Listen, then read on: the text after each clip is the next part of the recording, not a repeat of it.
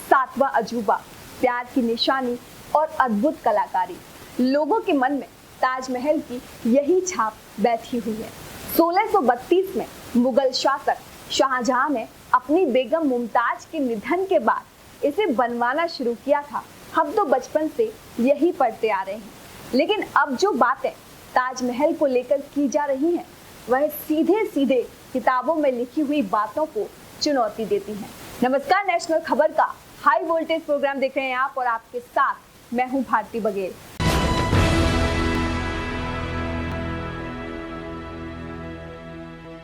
ताजमहल और उसके नीचे बने 22 कमरों से जुड़ा वो राज आखिर क्या है, जिसे जानने के लिए देश भर में फिर से बहस छिड़ गई है।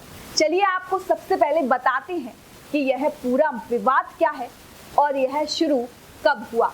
कई पत्रकारों का कहना है कि ताजमहल वाली जगह पर एक शिव मंदिर हुआ करता था, जिसे तेजो महल या तेजो महालय कहा जाता था। इतिहासकार दावा करते हैं कि शाहजहां ने महादेव के मंदिर को तोड़कर उसकी जगह ताजमहल बनवा दिया। बस इसी को लेकर भाजपा नेता डॉक्टर रजनीश सिंह ने इलाहाबाद हाई कोर्ट की लखनऊ बेंच में एक याचिका दायर की।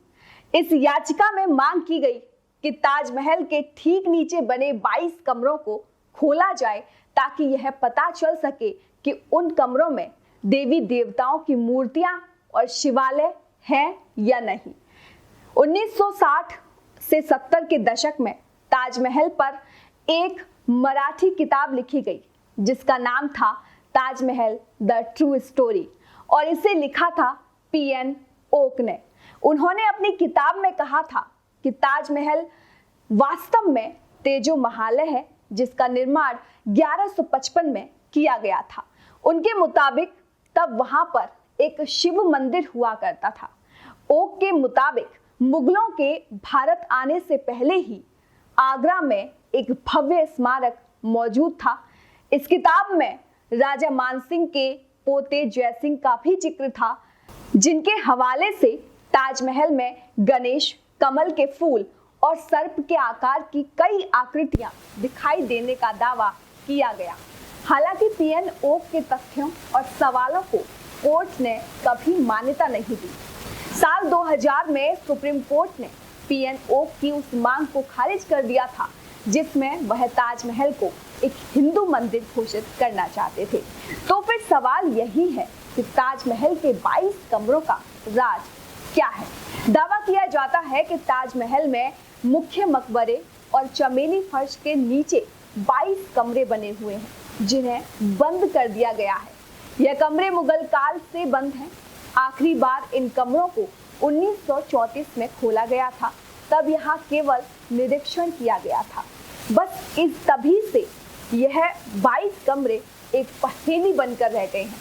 इसी विवाद के बीच भारतीय पुरातत्व सर्वेक्षण विभाग यानी एएसआई ने कमरों की तस्वीरों को सार्वजनिक कर दिया है।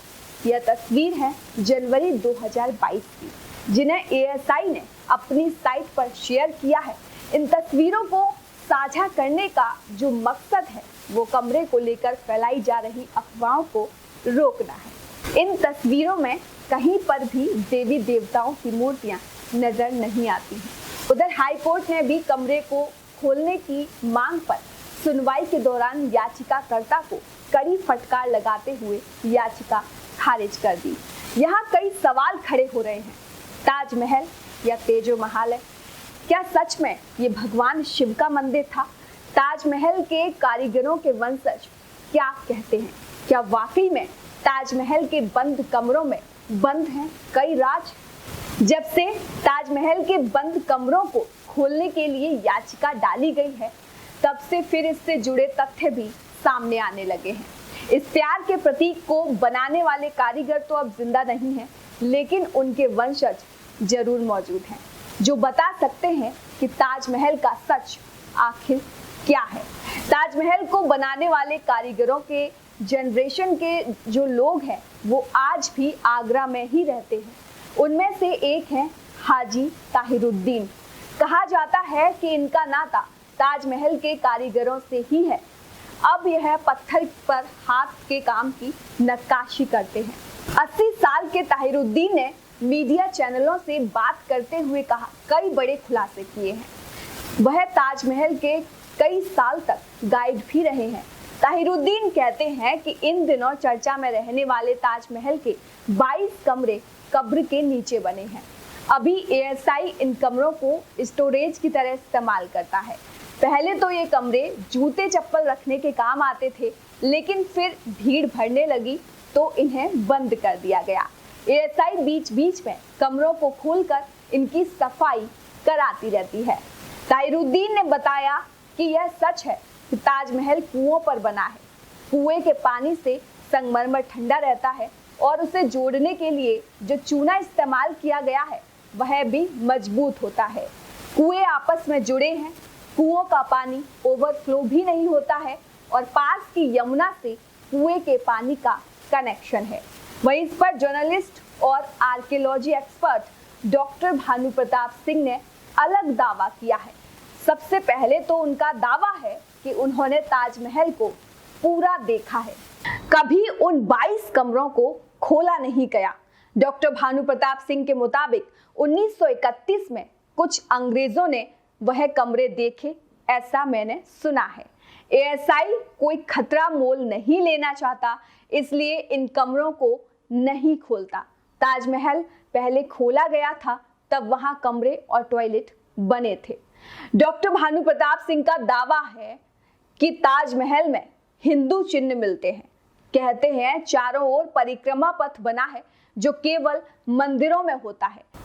ऐसा लगता है कि दीवारों से कमरों को बंद किया गया है। एएसआई वहां उत्खनन कर सकता है।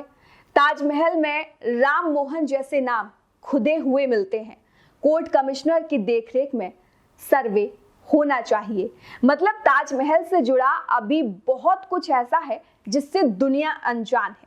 सोचिए, दुनिया का 7वां अजूबा है, तब भी लोग अभी तक इसके बारे में नहीं जानते हैं, और जितना जानते हैं वह भी सच है या सिर्फ एक कहानी भर है, इसको लेकर भी कुछ नहीं कहा जा सकता।